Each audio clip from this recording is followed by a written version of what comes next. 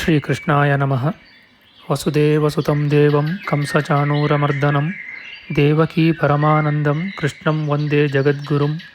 ಬ್ರಹ್ಮಸ್ಥಾನ ಸರೋಜ ಮಧ್ಯವಿಲಸಚ್ಛೀತಾಂಶು ಪೀಠಸ್ಥಿತಂ ಸ್ಫೂರ್ಜತ್ಸೂರ್ಯರುಚಿಂ ವರಾಭಯಕರಂ ಕರ್ಪೂರಕುಂದೋಜ್ವಲಂ ಶ್ವೇತಸ್ರಗ್ವಸನಾನುಲೇಪನಯುತಂ ವಿದ್ಯುದ್ರುಚಾ ಕಾಂತಯಾ ಸಂಶ್ಲಿಷ್ಟಾರ್ಧತನುಂ ಪ್ರಸನ್ನವದನಂ ವಂದೇ ಗುರುಂ ಸಾದರಂ. ಶ್ರೀಗುರುಭ್ಯೋ ನಮಃ.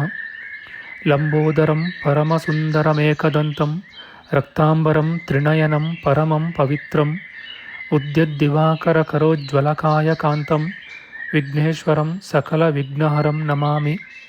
ತ್ವಾಂ ದೇವ ವಿಘ್ನಧಲನೇತಿ ಚ ಸುಂದರೇತಿ ಭಕ್ತಿಪ್ರಿಯೇತಿ ಸುಖದೇತಿ ಫಲಪ್ರದೇತಿ ವಿದ್ಯಾಪ್ರದೇತ್ಯಗಹರೇತಿ ಚ ಯೇ ಸ್ತುವಂತಿ ತೇಭ್ಯೋ ಗಣೇಶವರದೋ ಭವನಿತ್ಯಮೇವ. ಶ್ರೀಮಹಾಗಣಪತಯೇ ನಮಃ. ಯಾ ಕುಂದೇಂದು ತುಷಾರಹಾರಧವಳ ಯಾ ಶುಭ್ರವಸ್ತ್ರಾವೃತ ಯಾ ವೀಣಾ ವರದಂಡಮಂಡಿತಕರ ಯಾ ಶ್ವೇತಪದ್ಮಾಸನ ಯಾ ಬ್ರಹ್ಮಾಚ್ಯುತಶಂಕರಪ್ರಭೃತಿಭಿಃ ದೇವೈಃ ಸದಾ ವಂದಿತಾ ಸಾ ಮಾಂ ಪಾತು ಸರಸ್ವತೀ ಭಗವತಿ ನಿಶ್ಶೇಷಜಾಡ್ಯಾಪಃ. ಶ್ರೀ ಸರಸ್ವತ್ಯೇ ನಮಃ. ವೇದಾರ್ಥತತ್ವವಿಶದೀಕರಣೇನ ಪುಂಸಾಂ ಉಚ್ಚೈರ್ಗತಿಂ ಜಗತಿ ಯೋ ದಯಯಾ ವಿಧಾತುಂ ರಮ್ಯಾಂ ಪುರಾಣಪದವೀಂ ಪ್ರಣಿನಾಯ ತಸ್ಮೈ ಲೋಕೇಶವೈಭವಪುಷೇ ಋಷಯೇ ನಮಸ್ತಾತ್. ತಸ್ಮೈ ವ್ಯಾಸಾಯ ಮುನಯೇ ಸರ್ವಜ್ಞಾಯ ಮಹರ್ಷಯೇ ಪಾರಾಶರ್ಯಾಯ ಶಾಂತಾಯ ನಮೋ ನಾರಾಯಣಾತ್ಮನೇ. ಶ್ರೀವ್ಯಾಸಾಯ ನಮಃ. ನಾರಾಯಣಂ ನಮಸ್ಕೃತ್ಯ ನರಂ ಚೈವ ನರೋತ್ತಮಂ ದೇವೀಂ ಸರಸ್ವತೀಂ ವ್ಯಾಸಂ ತತೋ ಜಯಮುದೀರಯೇತ್. ಕನಕರುಚಿದುಕೂಲಃ ಕುಂಡಲೋಲ್ಲಾಸಿಗಲ್ಲಃ ಶಮಿತಭುವನಭಾರಃ ಕೋಪಿ ಲೀಲಾವತಾರಃ ತ್ರಿಭುವನಸುಖಕಾರಿ ಶೇಷಶಾಯೀ ಮುಕುಂದೋ ಪರಿಕಲಿತರಮಾಂಗೋ ಮಂಗಲಂ ನಸ್ತನೋತು. ನಮಾಮಿ ಗೋವಿಂದಪದಾರವಿಂದಂ ಸದೇಂದಿರಾನಂದನಮುತ್ತಮಾಡ್ಯಂ ಜಗಜ್ಜನಾನಾಂ ಹೃದಿ ಸನ್ನಿವಿಷ್ಟಂ ಮಹಾಜನೈಕಾಯನಮುತ್ತಮೋತ್ತಮಂ. ನಮಸ್ತೆ ಚಕ್ರಹಸ್ತಾಯ ಶಾಂಗಹಸ್ತಾಯ ತೇ ನಮಃ. ನಂದಹಸ್ತಾಯ ತೇ ವಿಷ್ಣೋ ಶಂಖಹಸ್ತಾಯ ತೇ ನಮಃ. ಓಂ ನಮೋ ವಾಸುದೇವಾಯ ನಮಃ ಸಂಕರ್ಷಣಾಯ ಚ ಪ್ರದ್ಯುಮ್ನಾಯ ನಮಸ್ತುಭ್ಯಂ ಅನಿರುದ್ಧಾಯ ತೇ ನಮಃ. ದಂಷ್ಟ್ರಾಗ್ರೇಣೋ ಧೃತಾ ಗೌರು ದಧಿಪರಿವೃತಾ ಪರ್ವತೈರ್ನಿಮ್ನಗಾಭಿಃ ಸಾಕಂ ಮೃತ್ಪಿಂಡವದ್ಬೃಹದುರ್ವಪುಷಾನಂತರೂಪೇಣ ಯೇನ ಸೋಯಂ ಕಂಸಾಸುರಾರಿರ್ಮುರನರಕದಶಾಸ್ಯಾಂತಕೃತ್ಸರ್ವಸಂಸ್ಥಃ ಕೃಷ್ಣೋ ವಿಷ್ಣುಃಸುರೇಶೋ ನುದತು ಮಮ ರಿಪೂನ್ ಆದಿದೇವೋ ವರಾಹಃ. ನಮಸ್ತಸ್ಮೈ ವರಾಹಾಯ ಲೀಲಯೋದ್ಧರತೆ ಮಹೀಂ ಖುರಮಧ್ಯಗತೋ ಯಸ್ಯ ಮೇರುಖಣಖಣಾಯತೆ. ಶ್ರೀ ವರಾಹಮೂರ್ತಯೇ ನಮಃ. ಪ್ರಿಯ ಬಾಂಧವರೇ, ನಮ್ಮ ಈ ಶ್ರೀ ಲಾಲೀಕೃಷ್ಣ ಚಾನಲ್ಗೆ ಸ್ವಾಗತ.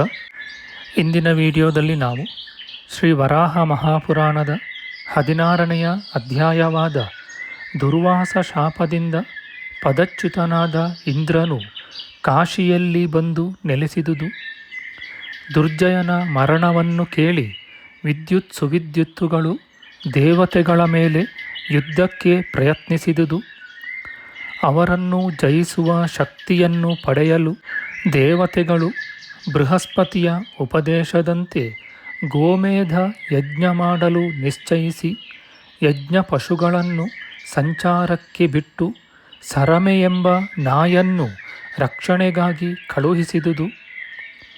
ರಾಕ್ಷಸರು ಆ ಹಸುಗಳನ್ನು ಅಪಹರಿಸಿ ಸರಮೆಗೆ ಹಾಲನ್ನು ಲಂಚ ಕೊಟ್ಟುದು. ಹಸುಗಳನ್ನು ಕಾಣೆನೆಂದು ಸುಳ್ಳು ಹೇಳಿದ ಸರಮೆಯು ಇಂದ್ರನಿಂದ ಒದೆಯಿಸಿಕೊಂಡು ಹಾಲನ್ನು ಕಕ್ಕುತ್ತಾ ಹೋಗಿ ಹಸುಗಳನ್ನು ತೋರಿಸಿದುದು. ದೇವತೆಗಳು ಯಜ್ಞದಿಂದ ಶಕ್ತಿ ಪಡೆದು ಶತ್ರುಗಳನ್ನು ಜಯಿಸಿ ಮತ್ತೆ ಸ್ವರ್ಗಾಧಿಪತ್ಯವನ್ನು ಪಡೆದುದು. ಸರಮೋಪಾಖ್ಯಾನ ಶ್ರವಣಫಲದ ವಿಚಾರ ಮಾಡೋಣ. ಶ್ರೀಕೃಷ್ಣಾಯ ನಮಃ. ಭೂದೇವಿಯು ಹೇಳುತ್ತಾಳೆ, ದೇವ, ಹಿಂದೆ ದುರ್ವಾಸ ಋಷಿಯಿಂದ ಮೂಢನೆ ನೀನು ಸುಪ್ರತೀಕನ ಮಗನಿಂದ ಸ್ವರ್ಗದಿಂದ ತಳ್ಳಿಸಿಕೊಂಡು ಭೂಲೋಕದಲ್ಲಿ ವಾಸ ಮಾಡುವೆ ಎಂದು ಶಾಪವನ್ನು ಪಡೆದ ದೇವರಾಜನು, ಶತಕ್ರತುವೂ ಆದ ಇಂದ್ರನು ಮನುಷ್ಯಲೋಕಕ್ಕೆ ದೇವತೆಗಳೆಲ್ಲರೊಡನೆ ಬಂದು ಭಗವಂತನಾದ ಆ ಪರಮಾತ್ಮನಿಂದ ಆ ದುರ್ಜಯನು ಹತನಾದ ಬಳಿಕ ಏನು ಮಾಡಿದನು?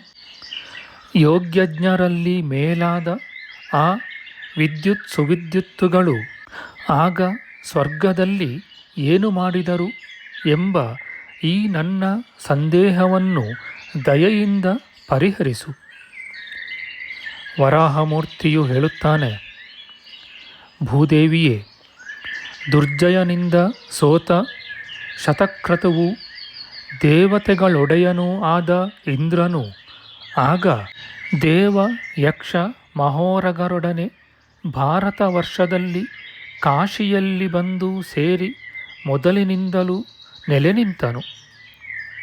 ಮಂಗಳೇ, ವಿದ್ಯುತ್ ಸುವಿದ್ಯುತ್ತುಗಳು ಆಗ ಯೋಗವನ್ನಾಶ್ರಯಿಸಿ ವಾಯುಕರ್ಮ ಯೋಗದಿಂದ ಅಧಿಕವಾದ ತಾಪಜ್ವರವನ್ನು ಪಡೆದು ಲೋಕಪಾಲಕರು ಮಾಡುತ್ತಿದ್ದ ಸಮಸ್ತ ಕಾರ್ಯವನ್ನು ತಮ್ಮ ಯೋಗ ಮಾಯೆಯಿಂದ ಮಾಡುತ್ತಿದ್ದರು.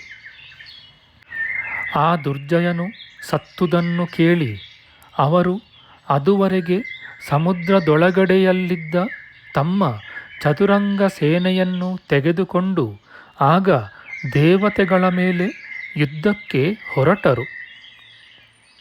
ಆ ರಾಕ್ಷಸರು ದೊಡ್ಡದಾದ ಸೈನ್ಯದೊಡನೆ ಬಂದು ಹಿಮವತ್ ಪರ್ವತವನ್ನು ಆಶ್ರಯಿಸಿ ನಿಂತರು. ದೇವತೆಗಳು ದೊಡ್ಡ ದಂಡನ್ನು ಸೇರಿಸಿ ಅವ್ಯಾಕುಲರಾಗಿ ಇಂದ್ರ ಪದವಿಯನ್ನು ಮತ್ತೆ ಪಡೆಯಲು ಬಯಸಿ ಮಂತ್ರಾಲೋಚನೆ ಮಾಡಿದರು. ಅವರಲ್ಲಿ ಗುರುವಾದ ಬೃಹಸ್ಪತಿ ಮುನಿಯು ಮೊದಲು ಗೋಮೇಧ ಯಜ್ಞವನ್ನು ಮಾಡಿರಿ, ಆಮೇಲೆ ಸರ್ವ ಯಜ್ಞಗಳನ್ನು ಮಾಡಬೇಕು. ದೇವತೆಗಳೇ, ಇದು ನಿಮ್ಮ ರಕ್ಷಣೆ. ನಾನು ಉಪದೇಶ ಮಾಡಿದ್ದೇನೆ, ಇದನ್ನು ಬೇಗನೆ ಮಾಡಿರಿ ಎಂದನು. ಹೀಗೆ ಹೇಳಿಸಿಕೊಂಡು ದೇವತೆಗಳು ಗೋವುಗಳನ್ನು ಯಜ್ಞ ಪಶುಗಳಾಗಿ ನಿಷ್ಕರ್ಷಿಸಿ ಅವುಗಳನ್ನು ಸಂಚಾರಕ್ಕಾಗಿ ಬಿಟ್ಟರು. ಅವುಗಳ ರಕ್ಷಣೆಗಾಗಿ ಸರಮೆಯನ್ನು ಕಳುಹಿಸಿದರು. ಧರಾಧರೆ, ಆ ಹಸುಗಳು ದೇವತೆಗಳ ನಾಯಿಯಾದ ಆ ಸರಮೆಯ ಕಾವಲುಳ್ಳವಾಗಿ ಸಂಚರಿಸುತ್ತಾ ಆ ವಿದ್ಯುತ್ ಸುವಿದ್ಯುತ್ತು ರಾಕ್ಷಸರಿದ್ದೆಡೆಗೆ ಹೋದವು. ಅವರು ಆ ಹಸುಗಳನ್ನು ನೋಡಿ ಪುರೋಹಿತನಾದ ಶುಕ್ರಾಚಾರ್ಯನನ್ನು ಕುರಿತು, ಬ್ರಹ್ಮನೇ, ದೇವತೆಗಳ ನಾಯಿಯಾದ ಸರಮೆಯ ಕಾವಲಿನಲ್ಲಿ ದೇವತೆಗಳ ಹಸುಗಳು ಸಂಚರಿಸುತ್ತಿವೆ ನೋಡು. ಈಗ ಏನು ಮಾಡಬೇಕೆಂಬುದನ್ನು ಹೇಳು ಎಂದರು. ಹೀಗೆ ಹೇಳಲು ಶುಕ್ರಾಚಾರ್ಯನು ಅಸುರರಿಗೆ, ಈ ಹಸುಗಳನ್ನು ಬೇಗನೆ ಅಪಹರಿಸಿರಿ, ಅಸುರರೇ ತಡಮಾಡಬೇಡಿ ಎಂದು ಹೇಳಿದನು. ಹೀಗೆ ಹೇಳಿಸಿಕೊಂಡ ಆ ರಾಕ್ಷಸರು ಆಗ ಆ ಹಸುಗಳನ್ನು ಅಪಹರಿಸಿದರು. ಅಕಸ್ಮಾತ್ತಾಗಿ ಹಸುಗಳು ಕಳವಾಗಲು ದಾರಿಯನ್ನು ಹುಡುಕುತ್ತಾ ಹೋದ ಆ ಸರಮೆಯು ರಾಕ್ಷಸರು ಕದ್ದ ಆ ಹಸುಗಳನ್ನು ಕಂಡಿತು. ದಾರಿಯನ್ನು ಚೆನ್ನಾಗಿ ಕಂಡ ಆ ನಾಯನ್ನು ರಾಕ್ಷಸರು ನೋಡಿದರು. ಆ ಸರಮೆಯನ್ನು ನೋಡಿದ ಅವರು ಸಮಾಧಾನದಿಂದ, ಶುಭೆ, ಸರಮೆ, ಈ ಹಸುಗಳ ಹಾಲನ್ನು ಕರೆದು ನೀನು ಬೇಕಾದ ಹಾಗೆ ಕುಡಿ ಎಂದು ಹೇಳಿ ಬೇಗನೆ ಅದನ್ನು ನಾಯಿಗೆ ಕೊಟ್ಟರು. ಆ ರಾಕ್ಷಸ ನಾಯಕರು ಹಾಲನ್ನು ಕುಡಿಯಲು ಕೊಟ್ಟು, ಭದ್ರೆ, ಇಂದ್ರನಿಗೆ ಈ ಹಸುಗಳು ಎಲ್ಲಿರುವುದನ್ನು ತಿಳಿಸಬೇಡ ಎಂದು ಹೇಳಿ ಆ ನಾಯನ್ನು ಕಾಡಿನಲ್ಲಿ ಬಿಟ್ಟರು. ಅವರು ಬಿಟ್ಟ ಆ ಸರಮೆಯು ಬೇಗ ದೇವತೆಗಳ ಹತ್ತಿರ ಹೋಗಿ ನಡುಗುತ್ತಾ ಸುರೋತ್ತಮನಾದ ದೇವೇಂದ್ರನಿಗೆ ನಮಸ್ಕರಿಸಿತು. ಆ ನಾಯಿಯ ರಕ್ಷಣೆಗಾಗಿ ನೀವು ಯಾರಿಗೂ ತಿಳಿಯದಂತೆ ಜತೆಯಲ್ಲಿ ಹೋಗಿ ಎಂದು ಇಂದ್ರನಿಂದ ಆಜ್ಞಪ್ತರಾದ ಮಹಾಬಲಶಾಲಿಗಳಾದ ಮರುದ್ದೇವತೆಗಳು ಸೂಕ್ಷ್ಮ ದೇಹದಿಂದ ಹೋಗಿದ್ದರು. ದೇವಿ ಅವರು ಬೇಗನೆ ಬಂದು ದೇವೇಂದ್ರನಿಗೆ ನಮಸ್ಕರಿಸಿದರು. ದೇವರಾಜನು ಆ ನಾಯನ್ನು ಸರಮೆ ಹಸುಗಳೇನಾದವು ಎಂದು ಕೇಳಿದನು. ಹೀಗೆ ಕೇಳಿಸಿಕೊಂಡ ಆ ಸರಮೆಯು ನಾನು ಕಾಣೆ ಎಂದಿತು. ಬಳಿಕ ಇಂದ್ರನು ಸಿಟ್ಟುಗೊಂಡು ಯಜ್ಞಕ್ಕಾಗಿ ಕ್ಲಪ್ತವಾಗಿದ್ದ ಹಸುಗಳು ಎಲ್ಲಿ, ಈ ನಾಯಿಯು ಹೇಗೆ ಇಲ್ಲಿಗೆ ಬಂದಿತು ಎಂದು ಮರುತ್ತುಗಳನ್ನು ಕೇಳಿದನು. ಹಾಗೆ ಕೇಳಲು ಮರುತ್ತುಗಳು ವ್ಯಾಕುಲವಿಲ್ಲದವರಾಗಿ ಸರಮೆಯು ಮಾಡಿದ ಕಾರ್ಯವನ್ನು ಹೇಳಿಬಿಟ್ಟರು.